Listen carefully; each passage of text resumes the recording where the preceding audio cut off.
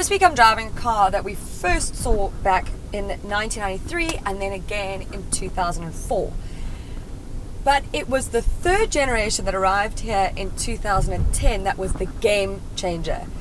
The Kia Sportage was amazing looking when it came out in 2010, and it made people stop and take note of Kia, especially in this country. It was such a good looking car, and now this is the fourth generation, which is tricky because you don't really want to tinker with a very successful recipe, but of course they have to remain competitive.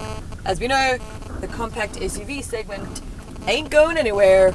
It is now a little bit longer, a little bit bigger than its predecessor, which means more rear legroom, which I checked out. The boot is bigger. I climbed into it myself at the launch, got in, and I fitted into the boot quite comfortably. I suppose that's one way to tell, if a boot's big enough, is if you can fit into it. I tried so hard and got so far, but in the end, it doesn't even matter. When you step inside, it is exactly what you can expect from Kia, which it's modern, it's slick, the quality is great, and of course you get the list of standard features that you can now expect from Kia from across the range. So things like a multi-function steering wheel, Bluetooth, rear and front electric windows, it's got rear park distance control, it also has blind spot detection, so that none of you idiots veer into my lane without looking. Tell you that I'm there in your blind spot.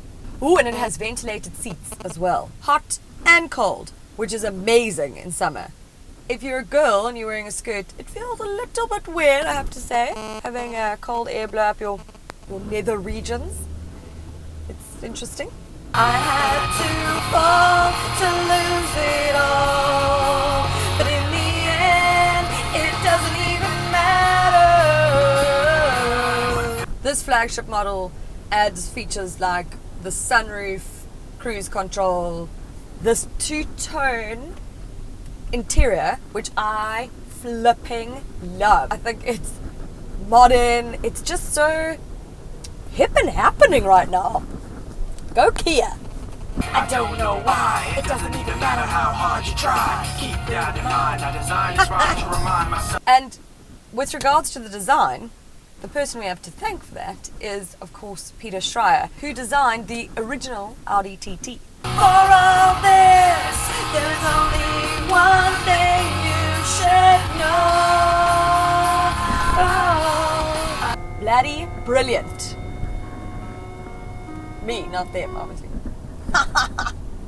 This is the top of the range 1.6 TGDI petrol all-wheel drive GT line.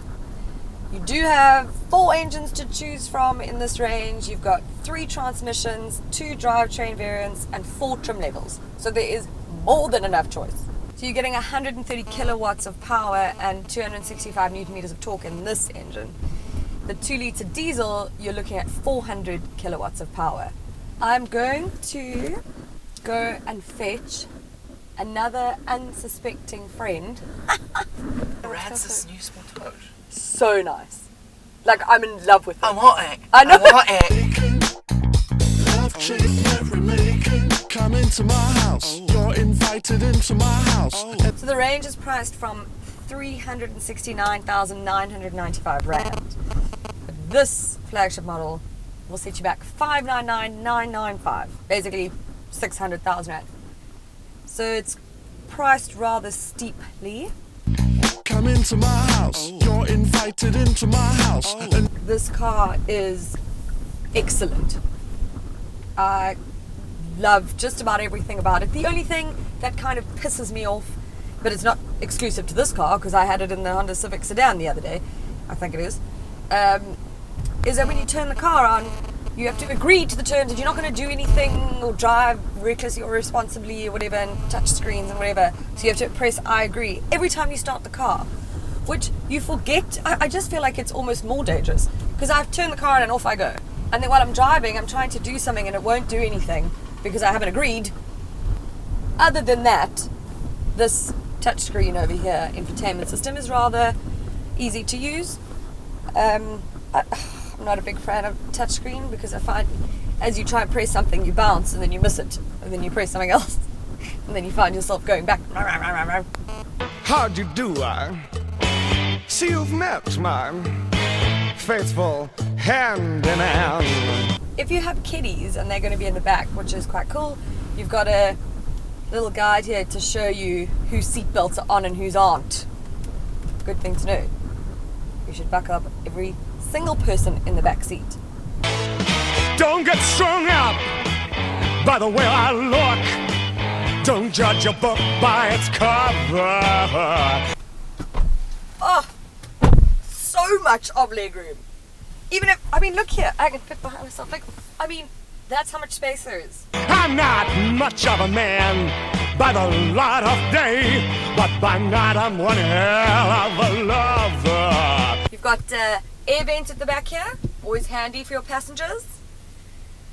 It has an electric tailgate, which is always pretty handy when you have groceries and stuff.